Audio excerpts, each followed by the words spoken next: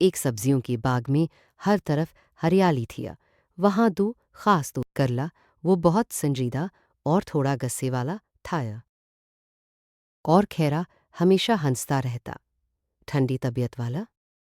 ایک دن کسان باغ میں آیا اور سوچنے لگا کہ آج بازار میں کیا بیچوں۔ کریلا تکڑوا ہے مگر صحت مند ہے، کھیرا ٹھنڈا اور کریلا یہ سن کر اور بھی غصے میں آ گیا، لوگ مجھے اگنور۔ کھیرا ہنسا اور بولا، بھائی کڑوا ہونا بھی ایک ٹیلنٹ ہے۔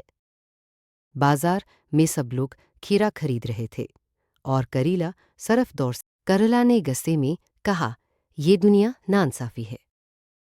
کھیرا بولا، دنیا میں ہر کسی کی اپنی ڈیمانڈ ہوتی ہے بھائی۔ آخر میں کسان نے دونوں کو ساتھ پیک کیا، سالاد میں تم۔ کریلا تھوڑا نرم ہو گیا اور بولا، چلو ٹھیک ہے، ہم دونوں مل